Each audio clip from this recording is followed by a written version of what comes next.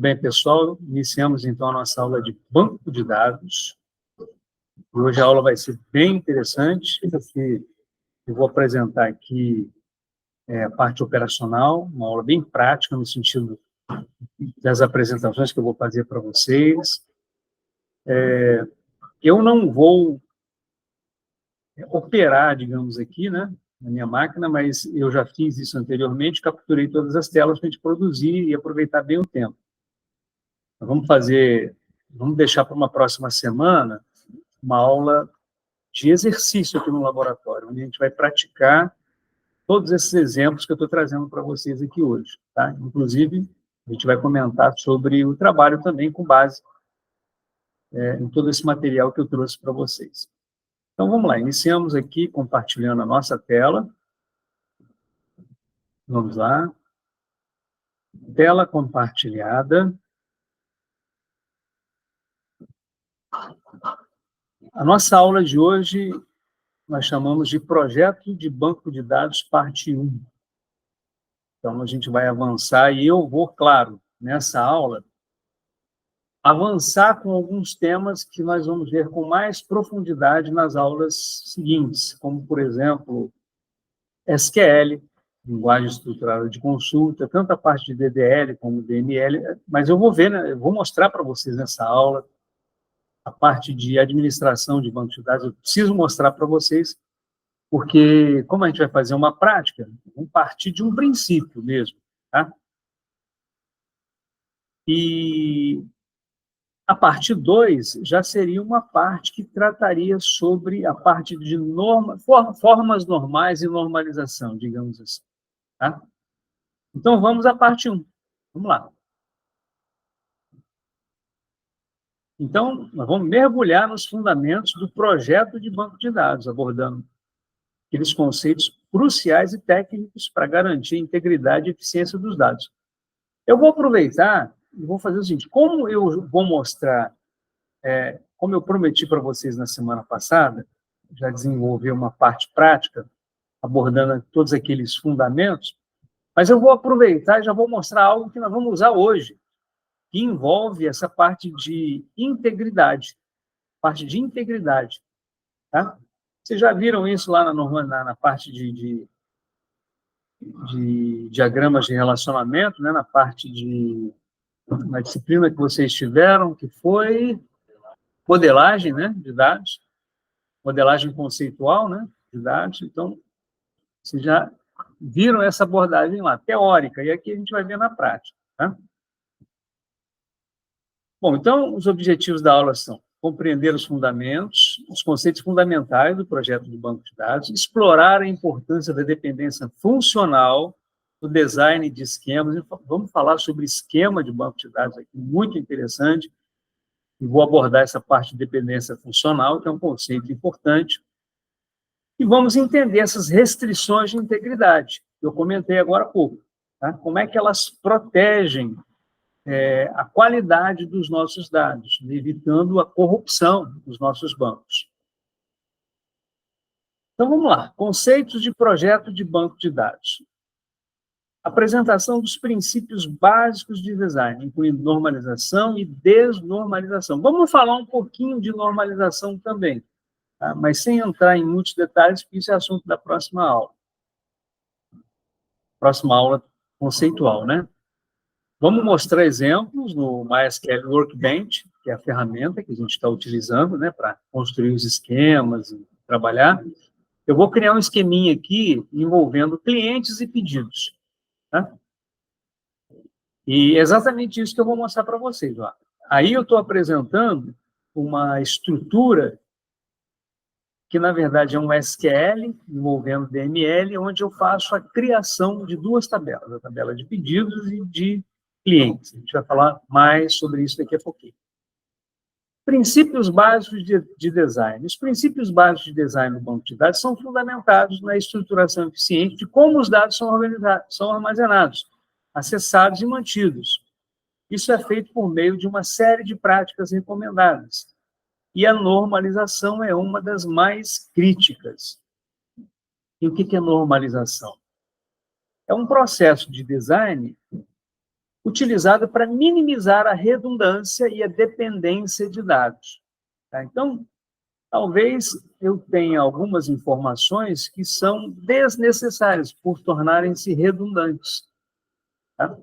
Então, imaginem que Juliano, eu tenho lá uma informação do tipo, uma determinada tabela, eu tenho lá o valor de um produto e eu tenho a quantidade vendida. Aí eu tenho o campo total. Não faz sentido eu ter um campo total, uma vez que o total é proveniente da multiplicação, né, do valor vezes a quantidade, né? Então, esse tipo de processo é chamado de normalização, ele que evita certas redundâncias. Tá? O objetivo é estruturar um banco de dados de modo a reduzir a duplicação de informações e garantir a integridade referencial. A gente vai falar mais sobre isso. E o que é dependência funcional? Na teoria dos bancos de dados relacionais, e nós vamos trabalhar aqui com bancos de dados relacionais, né? Muito embora na última aula nós apresentamos aqui um conceito de outros tipos de bancos de dados, como banco de dados em rede, hierárquico, né? E até mesmo os NoSQL, que são os bancos de dados orientados a objetos. Bom, mas a dependência, no caso dos bancos de dados relacionais, é um conceito fundamental que desempenha um papel crítico no processo de normalização. Uma dependência funcional ocorre quando um atributo em um conjunto de dados é governado ou determinado por outro atributo, ou conjunto de atributos. Então, a forma com que a gente expressa isso é por meio dessa anotação aqui, ó, esse A, setinha B, que significa B é funcionalmente dependente de A. Isso implica que, para cada valor único de A, há um valor correspondente de B. Na prática, o que seria isso? Por exemplo, uma tabela de clientes.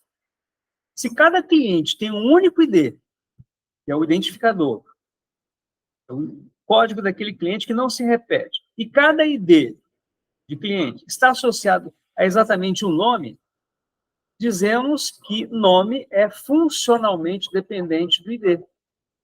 Essa é a ideia de funcional, tá, pessoal? Isso significa que, conhecendo o ID do cliente, podemos determinar unicamente o nome do cliente. Aí você vai alegar comigo o seguinte, Eliseu, pô, mas e as ambiguidades, né? Os homônimos, nomes iguais? Não importa. O fato é que eu vou ter um identificador que vai caracterizar aquele tipo de nome, aquele nome, certo?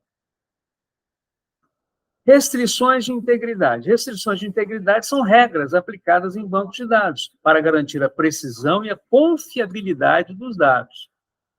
Elas são cruciais para manter a qualidade dos dados ao longo do tempo, independentemente das operações de inserção, atualização ou exclusão realizadas pelos usuários ou aplicações. No contexto de um banco de dados relacional, há vários tipos de restrições de integridade, como veremos a seguir. Então, gente, eu comentei isso aqui quando a gente falou sobre fundamentos, e agora eu vou entrar em detalhes sobre os tipos de restrições de integridade que nós fazemos. Primeiro, chaves primárias. Cada tabela deve ter uma chave primária, que identifica unicamente cada registro ou linha. Uma chave primária não pode ter um valor nulo, e não pode haver dois registros com a mesma chave primária. Então, isso é uma restrição de integridade, ok, Marcos? Tem que ter uma chave primária. Se é uma entidade, tem que ter uma chave primária. Isso é uma regra de integridade. Tá? Segundo, chaves estrangeiras, utilizadas para estabelecer uma ligação entre as tabelas e garantir que as relações entre elas se mantêm consistentes. Por exemplo, olha para esse quadrinho aqui de baixo. Ó. Se uma tabela de pedidos tem uma coluna cliente D, aqui, ó, cliente D, está na tabela de pedidos, ó, como chave estrangeira, que referencia a coluna ID lá na tabela de clientes, olha a tabela de clientes aqui, ó, o cliente D aqui, ó. A restrição de integridade referencial garante que cada cliente D, aqui, ó, nos pedidos, cada cliente D nos pedidos, corresponde a um ID válido na tabela de clientes. Parece óbvio, né, pessoal? Mas veja só, se eu estou cadastrando um pedido que o meu cliente Carlos está fazendo. Se eu coloco aqui o código do cliente ID Carlos, evidentemente eu tenho que ter um cliente com aquele ID, concorda, Fábio? Isso é o quê? Uma restrição de integridade referencial. Tá? Otávio, se eu excluo o cliente D, que corresponde ao Carlos aqui, mas tem um pedido do Carlos aqui, e o banco de dados me permite que isso aconteça, isso é o quê? É uma falha de integridade. Concorda que o banco de dados fica corrompido? Fica corrompido, porque você perde a referência. Os bancos de dados, os SGBDs, têm que garantir essa integridade, independente do programador. Tá? O programador pode errar, agora o SGBD não. Tá? Restrições de integridade de domínio. Então, vamos lá. Eu tenho só o seguinte. Dentro da criação das minhas tabelas, eu tenho tipos de dados e restrições de coluna. Então, por exemplo, tipos de dados. Cada coluna de uma tabela é definida para conter um tipo específico de dado, como inteiros, strings ou datas. E a restrição de integridade de domínio garante que somente dados desse tipo sejam inseridos na coluna. Otávio, significa dizer o seguinte, que se eu definir aqui, ó, esse cliente D como int, o banco de dados só vai me permitir entrar com inteiro, certo? Eu não tenho como entrar com uma string aqui, um nome aqui, por exemplo. Não tem como. O banco de dados ele tem que me dar essa garantia. Ele tem que garantir essa restrição que nós chamamos de domínio. Ok, Fagner? E restrição de coluna inclui regras como limites de valor ou padrões específicos. Por exemplo, um campo de e-mail, eu posso, talvez, implementar uma restrição que tem que necessariamente conter o arroba. Eu posso fazer isso, não posso, Marcos? Porque todo e-mail tem que ter arroba. Eu posso criar esse tipo de restrição. É também uma restrição, só que uma restrição de coluna. Tudo bem, Eliseu? Tudo bem, Juliano?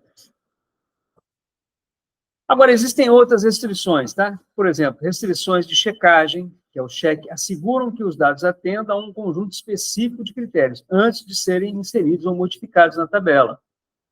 Esse cheque, por exemplo, eu poderia fazer uma checagem na hora de excluir, né, a entidade, o Fagner, verificar se tem uma referência lá. O cheque pode me ajudar nisso. Restrições únicas, que é o unique, garantem que todos os valores em uma coluna ou um conjunto de colunas sejam únicos entre os registros, evitando duplicações. Eu posso dar um exemplo para vocês aqui, ó.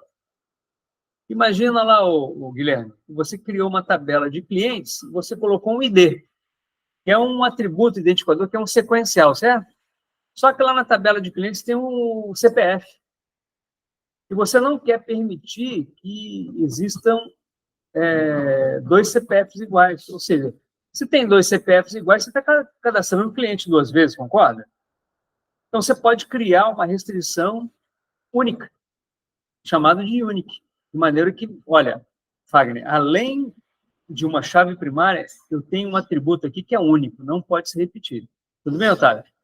Ok? Restrições de nulidade, que é o tal do not null, assegura que uma coluna não aceite valores nulos, o que é importante quando a presença de um dado é essencial para a integridade dos registros. Marcos, faz sentido você ter uma tabela de clientes sem o nome do cliente? Não faz sentido. Então, você pode aplicar essa regra, essa restrição, not null, ou seja, não vai entrar valores, né, não nulos ali. E isso a gente faz, olha, vamos voltar aqui um pouquinho, ó. Deixa eu ver se... Ah, não coloquei nenhum aqui, né? Coloquei nenhum, felizmente. Mas a gente vai ver isso aí mais para frente, tá? Então, vamos para a primeira prática. Eu chamei de prática 1. A gente vai ter uma sequência de práticas agora. Então, eu vou pedir para vocês uma atenção redobrada a partir de agora, tá? Por conta dessa prática que vocês vão ter que depois desenvolver. Então, vamos lá. Em primeiro lugar, a instalação do MySQL. Eu compartilhei esse tutorial com vocês, deixa eu ir lá no nosso Classroom. Aqui, ó, no nosso Classroom, como aqui em atividades.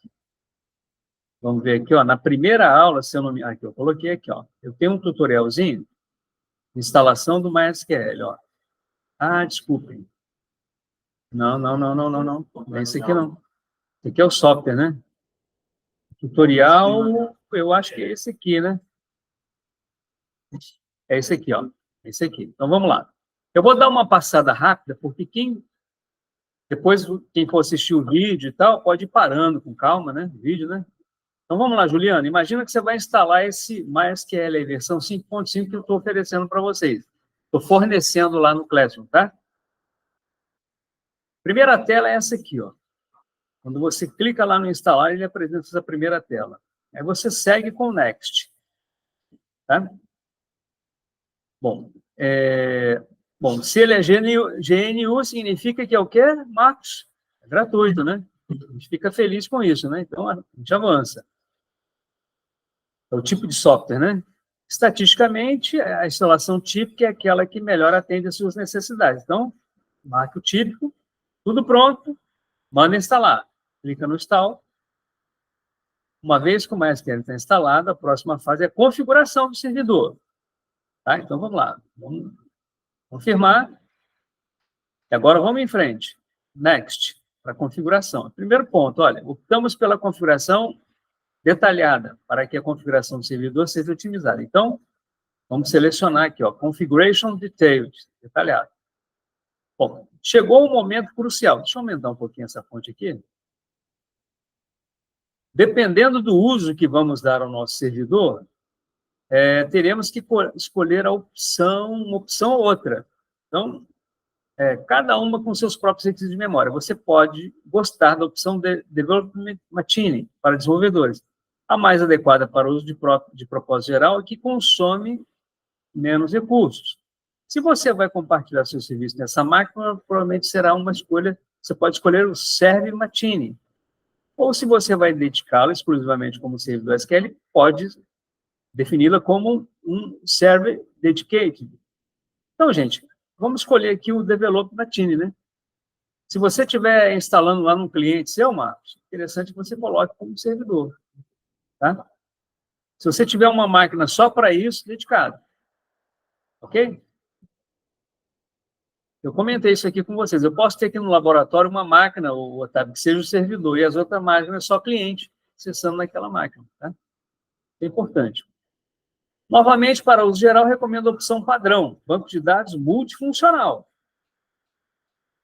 InnoDB é o mecanismo subjacente que fornece ao MySQL todo o poder e segurança. Seu funcionamento requer tabelas e índices cuja localização você pode configurar.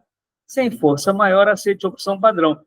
Essa parte, pessoal, do InnoDB, ela é fundamental. Por quê? Porque o InnoDB, que é o tipo de instalação que garante a questão de integridade, tá? Então, vamos confirmar isso aí.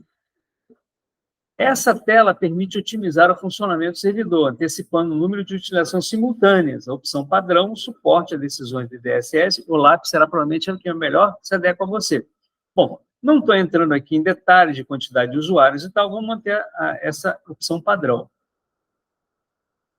Nesse caso aqui, a gente vai deixar ambas as marcadas para uso geral, né? Por quê? Porque eu vou aceitar as conexões TCP, que envolve um pouquinho de rede, né? Permite que você conecte o servidor a partir de outras máquinas ou da mesma. Então, essa aqui é importantíssima. Então, Otávio, se você marcando isso aqui, uma outra máquina pode acessar o seu banco, a sua máquina. Tá? Olha aquela porta 33016, o Marcos, eu comentei, olha, na semana passada, tá vendo? A porta é dedicada ao MySQL, viu, o Wagner? Eu comentei isso na semana passada. Bom, então é hora de decidir qual a codificação de caractere usar, a menos que você queira trabalhar com Unicode, porque precisa de suporte multilíngue. Essa Latin 1 provavelmente vai funcionar bem, então a gente pode marcar aqui esse Latin 1. Bom, instalamos o MySQL como um serviço do Windows. Eu costumo instalar como serviço, tá, pessoal? Que eu considero a opção mais limpa. E marcamos para que o mecanismo de banco de dados inicie por padrão e esteja sempre à nossa disposição. Quando eu ligo minha máquina, ele já inicia automaticamente. Uma outra alternativa é fazer isso manualmente, tá? Que é onde você tem que fazer todas as configurações. Agora, um detalhe importante é você configurar os paths, né? Isso aqui a gente já vem aprendendo desde quando a gente começou a estudar. Os paths são os caminhos, para que em qualquer lugar, quando você chama o MySQL, ele vai abrir. Tá? Então, você configura aqui, ó. Include o diretório bin no path do seu Windows. Né? Estamos aqui falando sobre o Windows.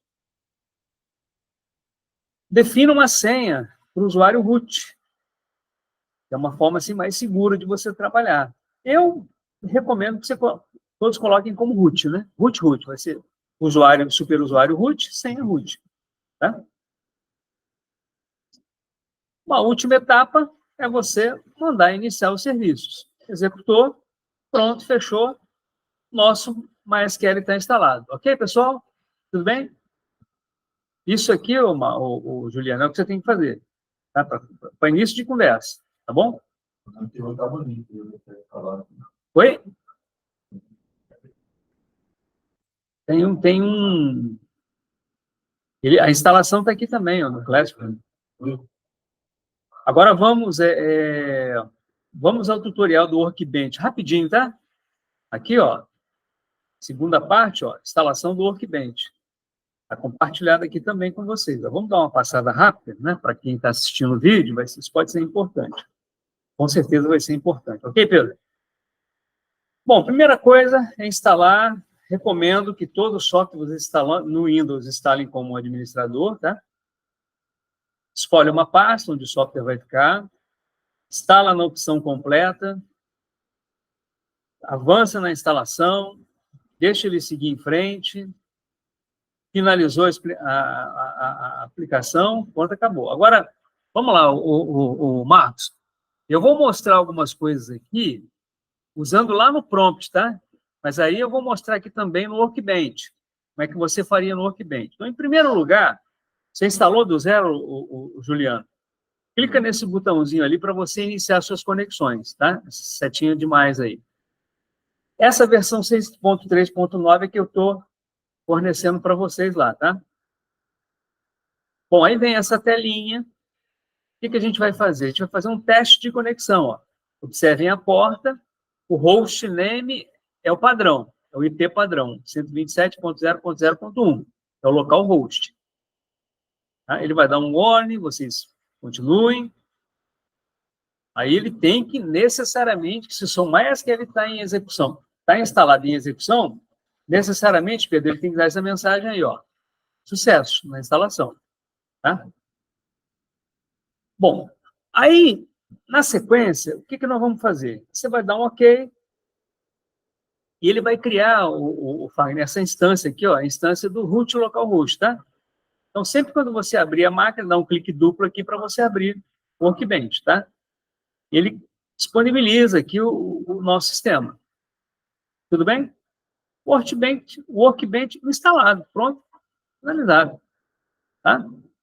É uma alternativa que a gente vai utilizar aqui. Só que eu vou mostrar para vocês, voltando aqui para a nossa apresentação, vou mostrar isso feito na mão, utilizando só o MySQL, tá bom, Otávio? Vai ser uma forma, assim, inicial, que eu vou começar a trabalhar com vocês. Depois a gente vai trabalhar só na parte gráfica. Ok, Eliseu? Então, vamos lá. Próximo ponto. Verificação se o MySQL está instalado, como o serviço está em execução. Verificar os serviços do Windows. Então, como é que a gente faz, Fagner? Eu venho aqui, ó, mostrei na aula passada, mas eu vou mostrar para vocês. Ó, serviços. Você vai no Windows, chama serviços, vem aqui, aí você procura aqui o MySQL. Ó. Vou procurar aqui, ó, MySQL. Está aqui, ó. A linha do MySQL aqui, está em execução. Vou chamar a lupa aqui para vocês enxergarem melhor. Aqui, ó. Está aqui o MySQL, está em execução. Tá bom, pessoal? Quando a gente instala como serviço, ele fica dessa forma. Eu posso clicar com o botão direito, entrar em propriedades e ver. Eu posso parar a execução, posso iniciar se estiver parado. Posso, talvez, mudar isso, né? Mudar essa configuração, posso fazer isso também. Então, vamos deixar como está. Bom, o meu MySQL está em execução, de boa. Voltamos para cá. Verificação se o MySQL está em execução via prompt. A partir de agora, pessoal, eu vou mostrar as capturas de tela que eu fiz, tá?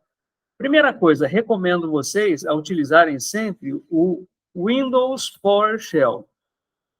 A minha aula está voltada para o Windows, tá, pessoal? Clica aqui, entra nesse prompt, e tudo que você for fazer daqui para frente, você faz aqui. Tá bom? Bom, primeiro comando para verificar se se está em execução. Aí você vai chamar isso aqui, ó, get service. Isso aqui, lá no no PDF que eu vou compartilhar com você, você consegue editar isso aqui, tá? Você consegue selecionar Ctrl+C e Ctrl+V, tá? E ele mostra para você, ele vai dar esse resultado aqui, ó, Juliano, ó. Running MySQL, vai dizer que está em execução. Ok? Você vê que aqui, ó, eu estou no PowerShell, ó. Tá vendo? Igual eu estou aqui, ó, no PowerShell. Tudo bem, Fagner? Prática 2. Verificar a pasta de instalação do MySQL. Normalmente é instalado como abaixo. Olha, normalmente, pessoal, quando a gente instala, quando você aceita tudo, ele grava numa pasta chamada MySQL. Normalmente, no Windows, arquivo de programas, MySQL, ele vai criar essa pastinha aqui, MySQL Server 5.5. Usem essa versão minha, tá, pessoal? Já existe uma versão mais nova, mas eu recomendo que vocês usem essa minha versão. Tudo bem? Prática 3, vamos lá. Selecionar a pasta de instalação via PowerShell como a seguir. Como é que a gente faz? Você vai fazer o seguinte, ó.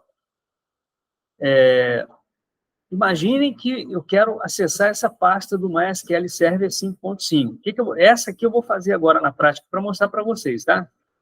Então, ó, você vem aqui.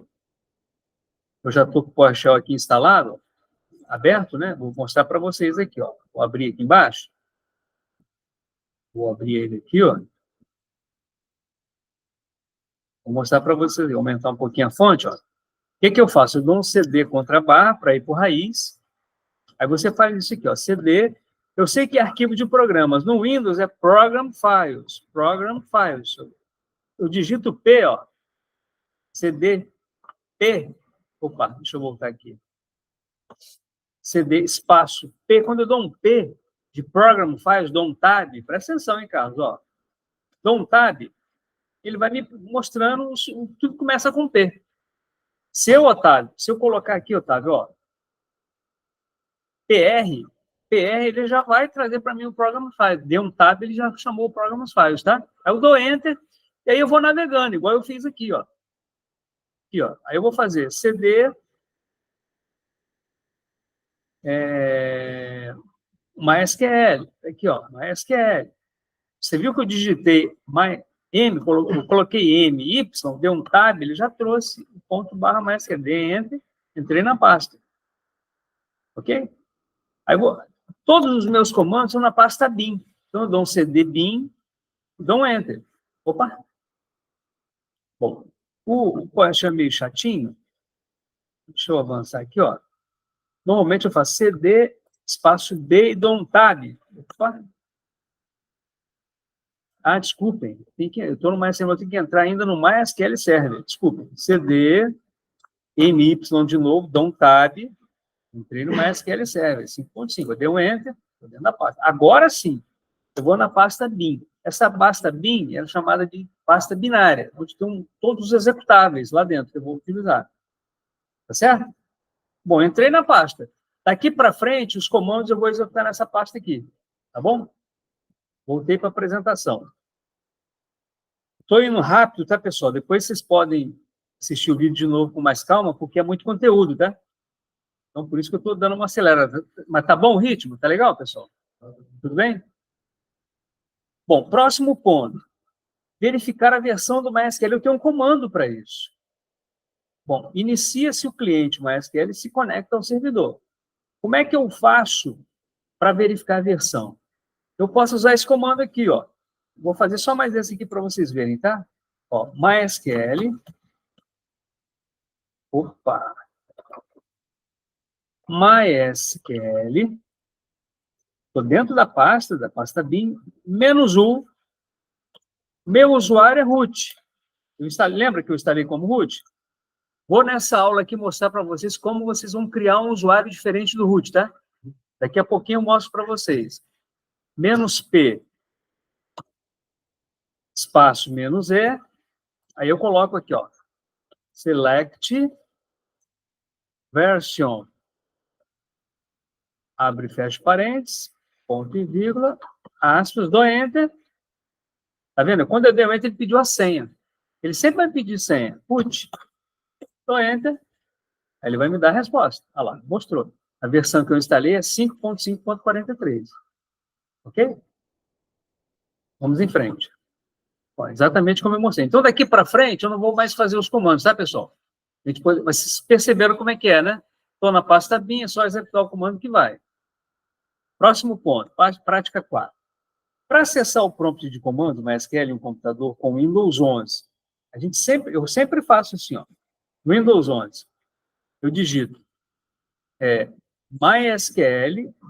Aliás, isso aqui em qualquer Windows, tá, pessoal? Falei 11 aqui, mas em qualquer Windows. MySQL, espaço traço U, espaço root, traço menos P. Quando eu dou Enter, ele vai pedir uma senha. Vou colocar root, ele cai no prompt do MySQL. Ô, Marcos, isso aqui é como se eu estivesse lá no Workbench, tá? Agora eu vou poder usar os comandos, mas eu estou mostrando para vocês como se você não tivesse o Workbench. Tudo bem, Fagner? Com esse comando, você cai na linha do prompt. Vou fazer mais esse aqui que eu acho importante. Vou vir aqui, ó. Vou limpar a tela, vou fazer aqui, ó. MySQL, traço U, para eu indicar qual o meu usuário, que é root, traço P, que é a minha senha. Dou Enter aqui, ele pede a senha, root também. Aí, ó, o que acontece, ó? Eu caí no prompt do comando, ó. Aqui eu posso usar os meus comandos no MySQL, tá? Que eu vou mostrar para vocês uma série agora. Vamos lá. Prática 5. Então, eu mostrei para vocês como acessar, né, o MySQL. Agora, criar um novo usuário. Então, Marco, eu vou recomendar a vocês criar um usuário de banco de dados diferente do root. Vamos criar um usuário chamado FireTag. Tá? Você pode criar um usuário aluno, tal, tá, se quiser, tá? Eu estou criando um FireTag aqui. Como é que eu faço para criar? Create, espaço, user, espaço. Aqui eu coloco entre apóstrofe o nome do usuário que eu quero dar para ele, depois arroba, depois eu coloco o localhost. Olha, observação, mais à frente eu vou explicar esse localhost aqui, tá bom? Guarda aí na memória aí que eu vou falar um pouquinho mais sobre isso. Não é momento agora, mas daqui a pouco eu vou falar o porquê que eu coloco esse localhost aqui, tá? Aí, continuando o comando, ó, create user, FireTag, @localhost, espaço identified, espaço by, espaço Rubens. Olha, o que eu estou fazendo aqui? Eu estou criando um usuário FireTag e eu coloquei aqui o meu nome. Vamos lá. O que ele fez aqui? Ó? Ele criou o meu MySQL, tá? Ele criou esse meu usuário e já me identificou aqui por Rubens. Vou falar mais sobre isso daqui a pouquinho, tá? Para alterar a senha de um usuário MySQL, você pode usar o seguinte comando. Se eu quero alterar a senha, nessa versão que eu estou utilizando, pessoal, eu recomendo vocês usarem esse comando aqui, ó. Set password for, aqui eu coloco o nome do usuário, do meu banco, igual a password FireTag. Então, estou dando uma senha para ele chamada FireTag. Nesse primeiro momento aqui, ó, a senha que eu criei foi Rubens. Então, eu criei o usuário FireTag com a senha Rubens. Aqui eu estou alterando para a senha FireTag. Tudo bem, Marcos? É como se fosse criar uma senha root, depois eu alterei para Rubens. Ou alterei para FireTag também, tá? Tudo bem, Fagner, Pedro? Estão acompanhando? Tudo bem? Guilherme? Eliseu, Carlos, Juliano, Otávio, tudo bem? Então, mostrei para vocês como criar um usuário, definindo uma senha inicial e como alterar essa senha. Tá? Agora, para versões a partir da 5.7.6, você deve, na verdade, utilizar o comando alter user. Eu acho que ele nem aceita mais esse set password, tá? Eu tenho na minha versão 5.5.43. Você tem que usar esse alter user, aí você coloca o nome do usuário, identify by nova senha. Tudo bem? Vamos em frente. Agora, conceder privilégios ao novo usuário. Bom, eu quero fazer o seguinte, Marcos, eu quero criar um usuário, que é não recomendável isso, viu, Fagner? Eu vou criar um usuário do Firetest com os mesmos privilégios do root. O root é o superusuário. O que são privilégios? Significa de que, poxa, eu posso até apagar o banco de dados. Tá certo? Isso são privilégios. Como é que eu faço para conceder privilégios para o meu usuário root? Para o meu usuário Firetest? Eu coloco assim, ó, grant all privileges on. Olha, defina todos os privilégios, quando eu coloco asterisco contra asterisco, para Firetest localhost. Eu aqui, nesse momento, pessoal, eu estou trabalhando como usuário root, tá? Ok, Marcos? Em momento algum você viu eu mudar para o usuário Firetest. Eu só criei o usuário, mas eu ainda sou root, tudo bem? Então, eu estou definindo os privilégios para o meu usuário Firetest como superusuário. Tudo bem? Aí eu coloco no final, with grant option. O resultado que vocês vão ter é sempre essa telinha preta aqui, tá, pessoal? Então, este comando concede ao usuário Firetest todos os privilégios em todas as bases de dados e tabelas do MySQL. Esse asterisco aqui, ó, asterisco contra asterisco, significa todas as bases de dados e tabelas. Esse with grant option permite que esse usuário crie outros usuários e conceda privilégios. Pô, então esse usuário Firetest é perigoso, né, cara? Ele pode fazer tudo. Perceberam, né? Ok, Otário? Privilégios referem-se às permissões específicas concedidas a usuários ou grupos para executar determinadas ações em um banco de dados, como criar, acessar, modificar e deletar dados ou estrutura de dados.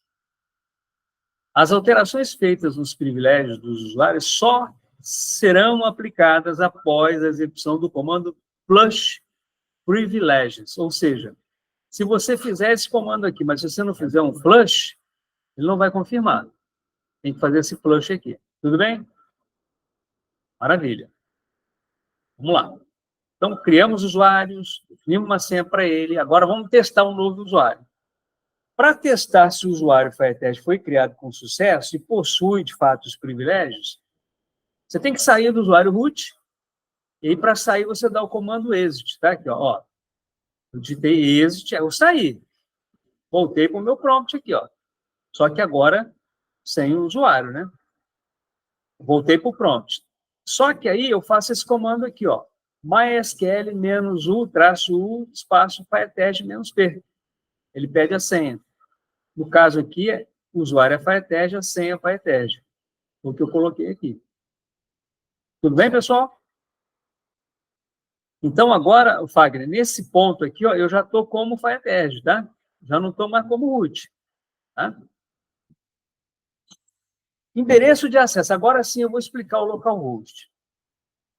O localhost indica que o usuário Firetest pode se conectar ao MySQL somente a partir da máquina local. Se você precisar que o usuário acesse de outras máquinas, deve especificar o endereço IP ou usar esse percento aqui para permitir acesso de qualquer lugar. Não recomendado por razões de segurança.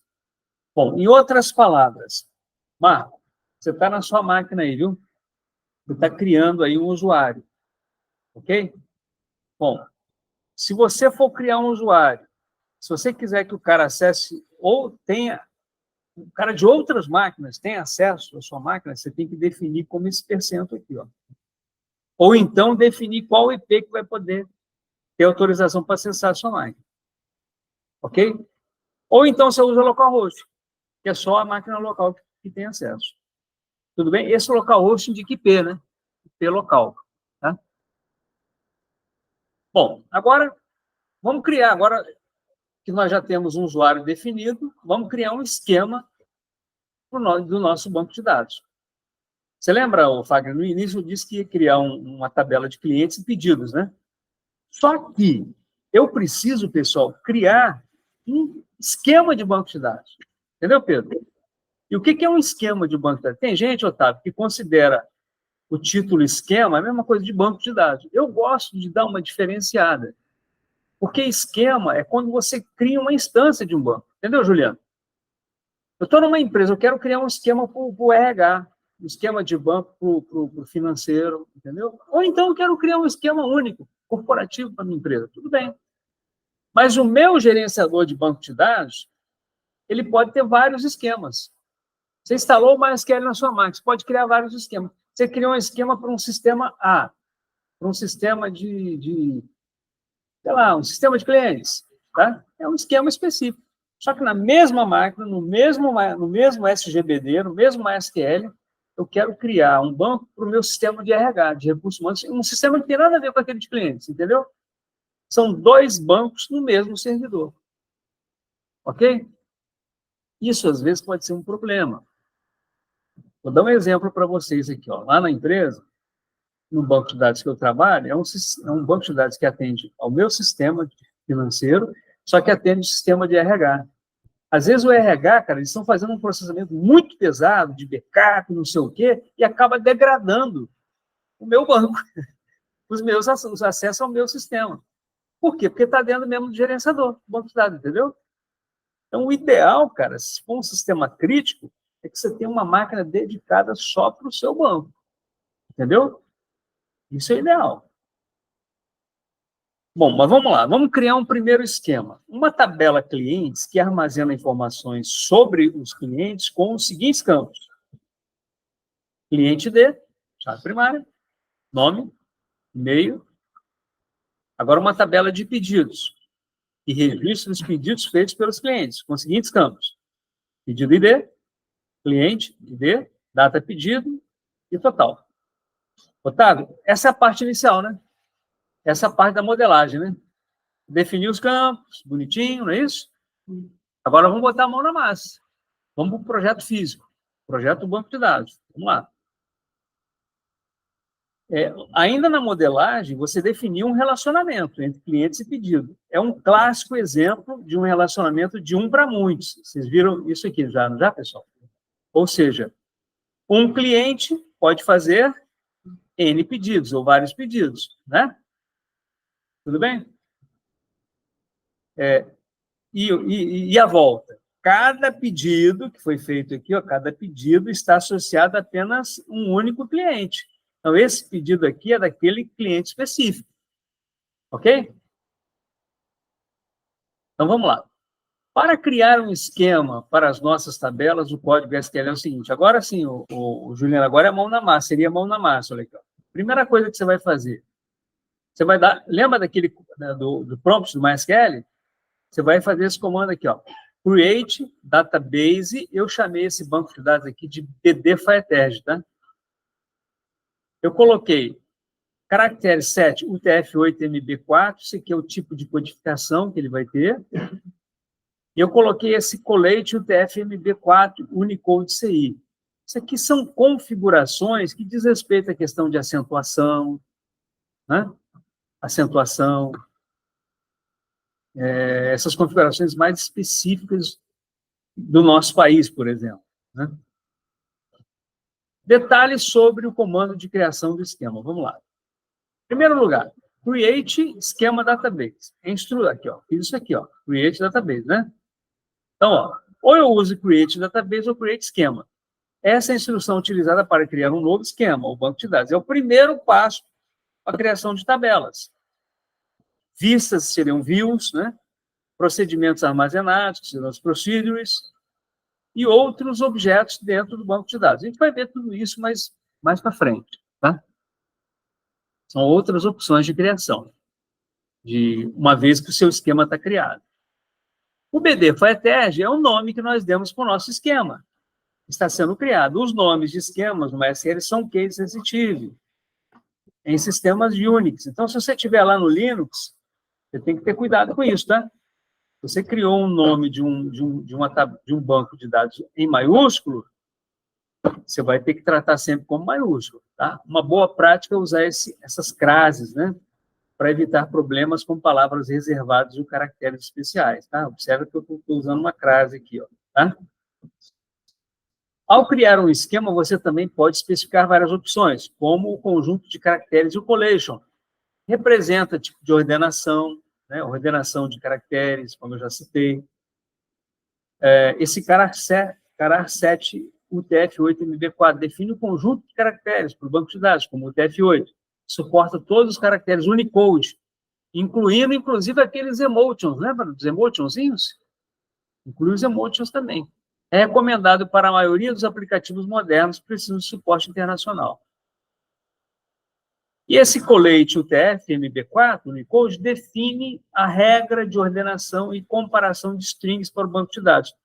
O sufixo CI indica case sensitive, case insensitive, o que torna as comparações de strings insensíveis a maiúsculas e minúsculas. Então, se eu comparar uma palavra, Fagner, com letra maiúscula e minúscula, ele vai ter o mesmo tipo de comparação. Tá? Ele vai considerar sendo a mesma coisa. Ok. Para criar essas tabelas e definir o relacionamento entre elas, o código do SQL é o seguinte. Então, uma vez que eu criei criei meu esquema, né, com aquele comando anterior, né? Agora chegou a hora de criar as tabelas. Como é que a gente faz? Primeira coisa, Marco, olha, eu já vi muita gente quebrar a cabeça. Cara, você cria o banco e já parte direto para o comando da criação de tabela. Você tem que selecionar o banco, o esquema. Lembra que eu falei que dentro de um gerenciador você pode ter vários esquemas?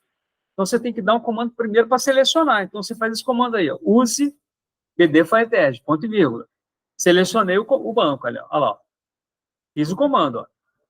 Se ele der um database change, significa, ó, beleza, banco de dados selecionado. Aí depois eu vou na massa, create tables clientes. E aí, esses detalhes da criação da tabela, eu vou falar num outro momento, com mais detalhes. Mas eu vou comentar aqui com vocês, tá? Quando eu faço essa criação, eu estou criando aqui, ó, a minha coluna. A minha tabela chama-se clientes. Eu criei um campo chamado cliente D, do tipo inteiro. Ele é auto-incremento. Esse incremento aqui é automático. O primeiro vai ser 1, o segundo vai ser 2, o terceiro vai ser 3, e assim sucessivamente. E disse que ele é uma primary key. Significa que é uma chave primária. Ou seja, Fagner, não pode repetir. Coloquei nome varchar 55. Esse varchar significa é um caractere variado, variante, né? Se você, Marcos, criar um conteúdo lá com nome de 30 posições, ele vai ocupar só as 30. Por isso que é varchar, tá? Se você colocar char, ele vai sempre considerar aquele tamanho. Se eu colocar char de 55, se o nome Fagner tiver 30 caracteres, ele vai usar 255, é um desperdício, né? Então, por isso, utilize-se varchar, tá? E o e-mail eu coloquei varchar de 255.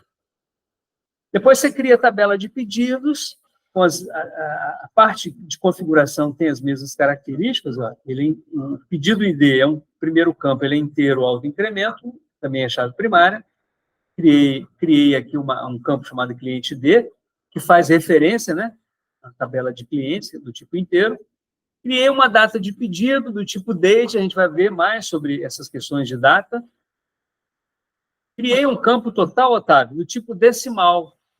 E eu caracterizei que ele vai ter 10 posições inteiras e 2 decimais. Ok? Essa é a precisão decimal que eu estou definindo para esse campo total. E aí, pessoal, eu digo qual é a chave estrangeira. Ó, foreign key. Nessa minha tabela de pedidos, o meu campo cliente D, ele é uma foreign key, ou seja, ele é uma chave estrangeira. Então, onde é que está a referência? Eu coloco assim, ó, references clientes. A referência dele está lá na tabela de clientes. Está aqui, na tabela de clientes. E a referência dele é cliente ID. Tudo bem, pessoal? Tudo bem? Então, aquilo que vocês aprenderam lá na modelagem, estamos fazendo na prática agora, né? E esse é o resultado do comando que eu executei. Tá? Próximo ponto. Essas instruções SQL definem a estrutura das tabelas e as relações entre elas. implementando as boas práticas de normalização e garantindo a integridade dos dados. Ou seja, eu aproveitei esse momento prático aqui para mostrar para vocês o seguinte: eu implementei a normalização e integridade. Correto, Marcos? Quando eu coloquei lá o foreign key e o references, eu estou implementando integridade referencial. Tudo bem, pessoal? Bom, agora, eu quero, uma vez que eu criei, eu quero conferir, eu quero ver se está tudo ok. Qual o comando que eu utilizo para listar a estrutura do banco de dados? Um dos comandos que eu posso usar é esse aí, ó, show tables. Quando eu coloco show tables, ele exibe as tabelas. Então, como eu criei duas, olha, ele mostrou isso aqui, ó, clientes, pedidos. Tá vendo? Ó, show tables. Observe que eu sempre coloco ponto e vírgula, tá, Fagner? Depois do comando, tá? Mostrou as duas tabelas. Então, para listar a estrutura de dados, eu posso também usar o describe clientes. Describe clientes é para poder olhar a estrutura da minha tabela. Qual a estrutura da tabela clientes? Describe clientes. Olha aqui, ó. Aí eu posso conferir para ver se eu criei tudo corretamente. Ok, Otávio? Um detalhe aqui, ó, int de 11, que aqui nesse caso aqui, eu como criei o do tipo int, ele já cria com esse tamanho 11 aqui, tá? De forma automática, tá? Ó, esse pre aqui de primary key, esse auto-incremento, tá? E eu defini como nulo, eu poderia colocar um not nulo, né? Você vê que eu posso modificar isso aqui, a gente vai modificar isso em umas aulas futuras, tá? Vamos tirar esse nulo aqui, porque eu não quero aceitar um cliente nulo, né? Eu quero criar uma integridade de nulidade aqui. Agora, eu posso usar também esse outro comando aqui, pessoal. Show columns from pedidos. Show columns from o nome da tabela. Ele tem o mesmo efeito do describe que eu usei anteriormente. Ó. Olha lá. Show columns from pedidos. Ele mostra toda a estrutura dessa minha tabela de pedidos. Tudo bem? Tudo bem, Eliseu? Próximo. Agora eu quero inserir dados na tabela clientes. Então, vamos lá. Como é que eu faço para inserir dados? É assim, ó. Insert into clientes. Vamos ver, gente. Ó, muita atenção como é que eu fiz para incluir dados na tabela cliente. Eu coloco assim, ó. Insert, que é o comando do SQL, espaço, into, ou seja, dentro da tabela clientes. E quais são os campos da tabela clientes que eu vou informar, tá? Nome e e-mail. Quando eu coloco values, eu digo quais os valores correspondentes que eu vou informar para nome e para e-mail. Ok? Aí eu coloco aqui, ó, entre aspas, Rubens Guimarães, que corresponde ao nome, vírgula, entre aspas, porque ele é uma string, guimarães.rubens@gmail.com, que é o meu e-mail. Tudo bem, pessoal? Agora, pessoal, esse campo de clientes, essa tabela de clientes tem o ID. Eu não coloquei o ID.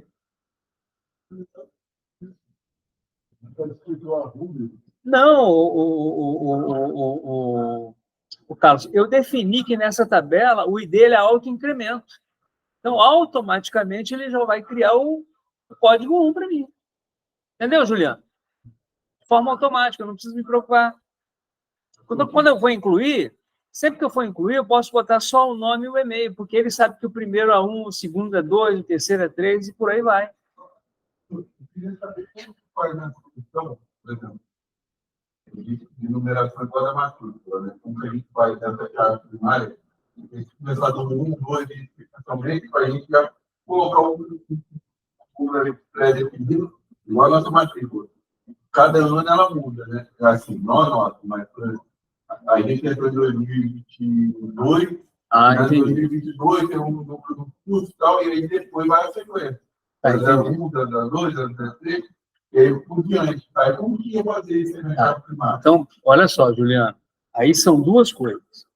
Em primeiro lugar, se fosse para eu modelar esse banco, essa tabela, eu faria o seguinte, o meu ID, ele é sequencial, tá? Ele vai ser sempre sequencial, 1, 2, 3, 4, 5.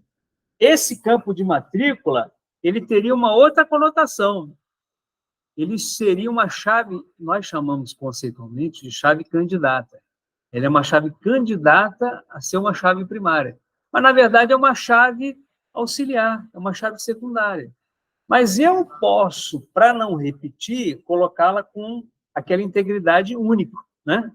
Para não ter redundância, para não ter dois números iguais. Agora, você vai me perguntar, como é que eu faço, Rubens, para, na hora da gravação, colocar o ano na frente depois da sequência?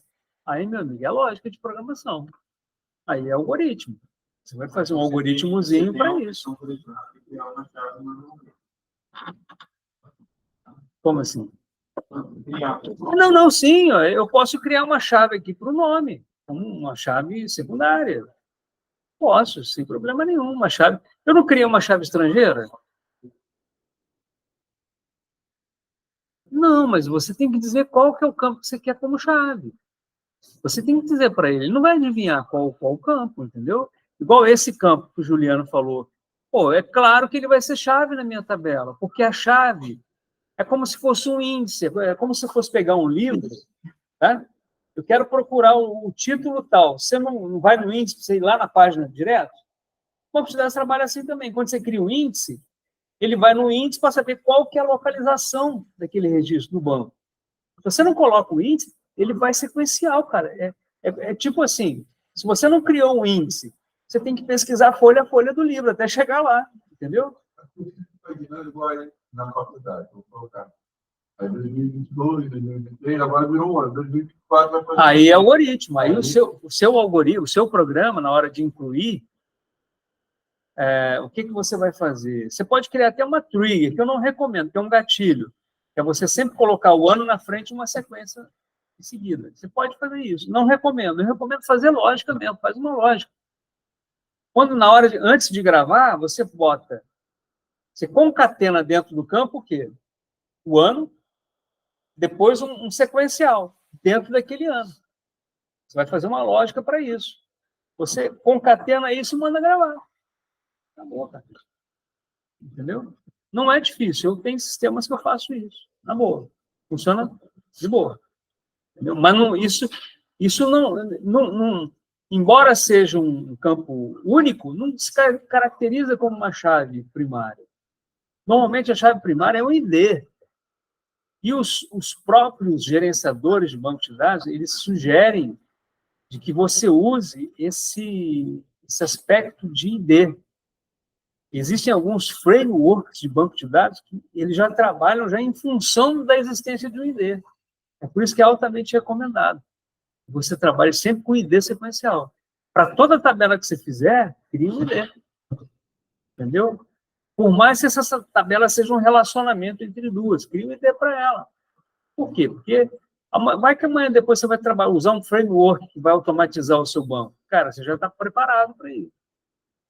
Entendeu? Ok. Então, vamos lá. Seguindo. Agora, criei um segundo aí, né? Um segundo registro. Criei lá o nome Marina Guimarães, o e-mail marina.guimarães@com.br. Por acaso é minha filha, né? Então, vamos lá. Inseri os dois registros. Tudo bem?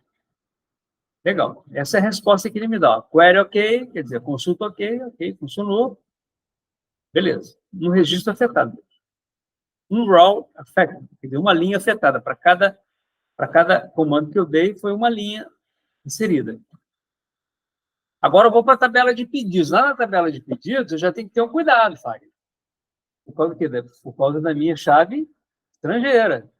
Então, como é que eu faço aqui? Ó? Insert into pedidos, eu coloco o nome dos campos. Observem que o ID do pedido eu não coloquei também. Ó. Por quê? Porque eu coloquei como autoincremento. Agora, o número do cliente daquele pedido eu tenho que colocar. Necessariamente. Ok, Carlos? A data do pedido e o valor total do pedido. Então, por exemplo, eu coloquei aqui, ó, o meu cliente 1, que no caso aqui, quem é que é o cliente 1? É o Rubens, né? Eu criei primeiro. O cliente 1, qual que é a data do pedido? No MySQL, a gente armazena a data nesse formato aqui, ó, o ano, -mês, -dia. Tá? E vírgula, E aqui eu coloquei o valor aqui, ó, 150, que é o valor total do pedido. Coloquei ponto 00, porque aqui o ponto decimal é ponto mesmo, não é vírgula. Tá? Observe que eu abro parênteses, fecho, tá vendo? Ponto e vírgula no final. Aí, ó. Olha lá o comando, ó. Criei, inclusive, um segundo, olha lá. Criei um pedido para o meu cliente 2, ó, para a Marina. Pedido de R$200, olha lá. Aí criados os meus pedidos. Tá? Agora, eu quero consultar. Cadastrei, criei o registro, agora vamos consultar. Para consultar, eu vou usar um comando para listar todos os pedidos de um cliente específico. Aí, eu vou usar aqui um SQL, um comando, uma instrução SQL que vai fazer isso. Você pode utilizar uma consulta SQL que faz um join. O join é quando você une duas tabelas. Um join entre as tabelas clientes e pedidos, baseando-se na chave estrangeira. Não tem uma chave, não tem um campo que faz a referência entre as duas tabelas? Que relaciona essas duas tabelas. Aqui está um exemplo de como essa consulta pode ser estruturada. Então, vamos lá. Ó. Eu faria assim, ó.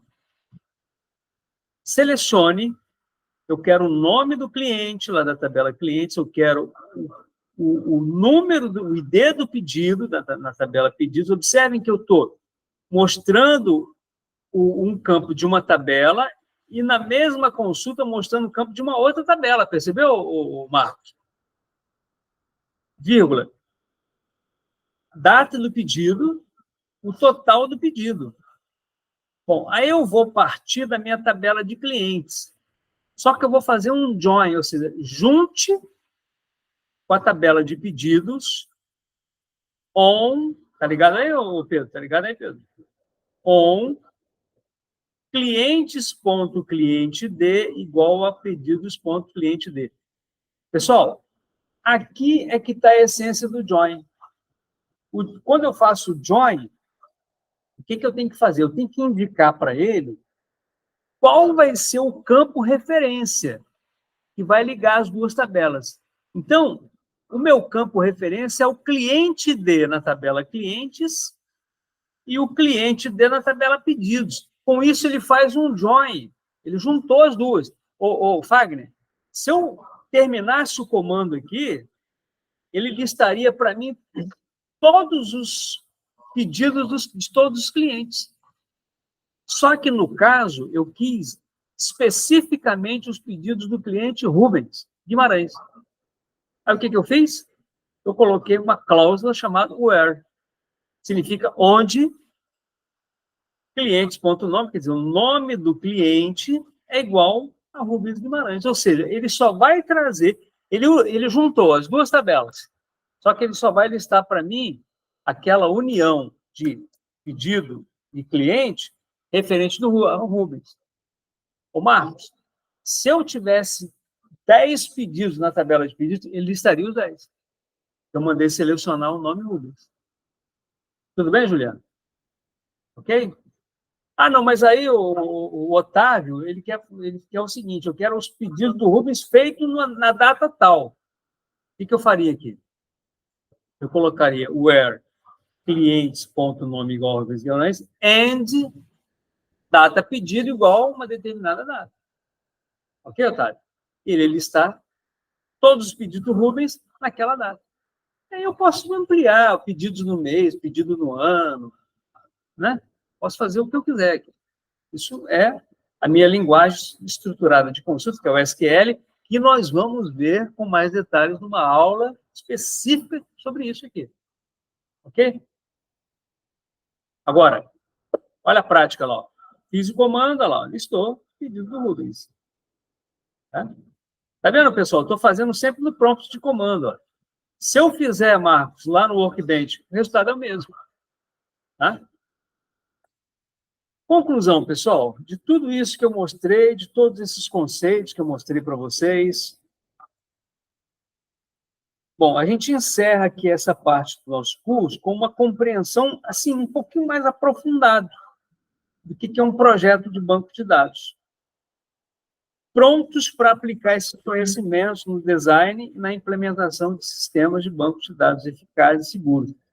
Eu resolvi fazer aqui tudo na base do comando, na linha de comando, que é o que mais a gente vê na prática. No nosso dia a dia, o que mais você vê isso.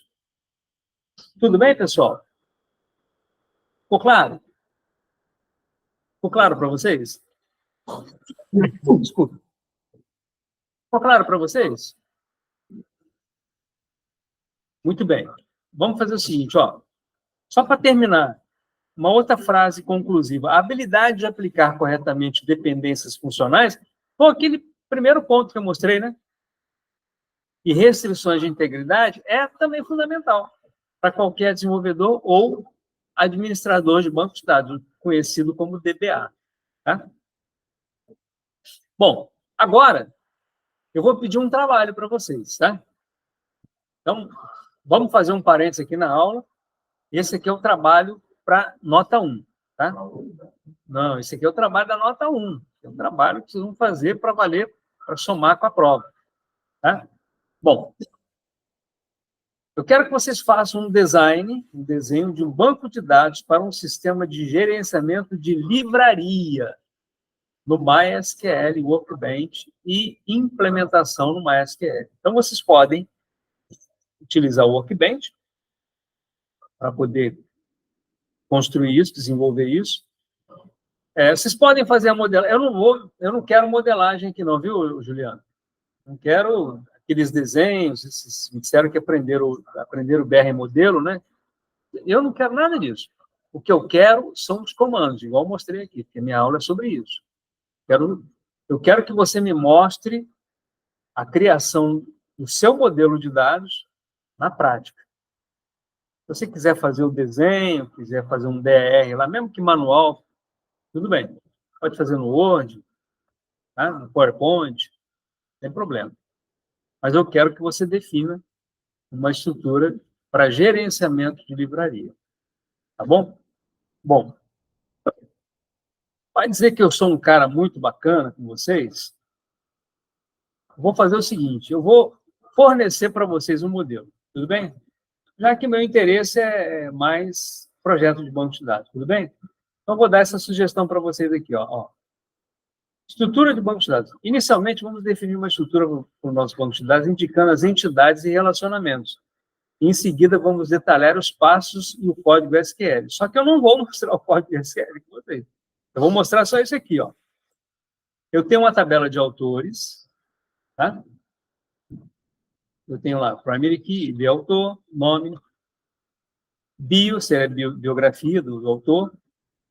Eu tenho uma tabela de livros, onde eu tenho o ID do livro, primary key, tá vendo? Título. Ó, aqui no autor, a minha primary key é o ID do autor, tá? Em livros, eu tenho o ID, o título e o ID do autor lá, é uma chave estrangeira. Está fazendo referência ao autor, tudo bem? E eu tenho também uma editora. E aí, Eliseu, se eu tenho uma foreign key aqui para editora, significa que eu preciso ter o quê? Uma tabela de editora, né? E dentro do livro eu tenho também o ISBN do livro, eu tenho a tabela de editoras, que tem o ID da editora, primary key, e o nome da editora. Tudo bem? Bom, tem o endereço também da editora. E agora eu tenho os membros, o pessoal que vai pedir os livros lá, né? Vai pegar os livros lá. Se fosse uma escola, seriam os alunos, né? Eu tenho o ID do membro, o nome, a data que ele se associou, e agora vem os relacionamentos. Um autor pode escrever vários livros, olha a modelagem de dados entrando em ação aí. Um livro é publicado por uma editora. Membros podem emprestar livros. Olha que legal, hein? Bom, a solução vai ficar por conta de vocês. Foi de bola? Beleza? Tudo bem, Marcos? Pedro? Wagner? Guilherme? Otávio? Otávio está isento da disciplina, mas pode valer como exercício, né, Otávio? Tá? O Otávio já fez essa disciplina. Carlos, Eliseu, tudo certo?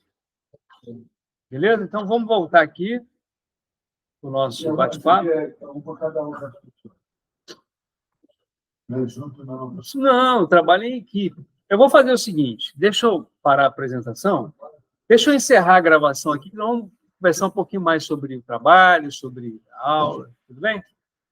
Para não esticar muito, para não estender muito a nossa gravação, a nossa aula, vamos parar por aqui e a gente já continua aqui na sequência, tá bom? Valeu, pessoal. Muito bom.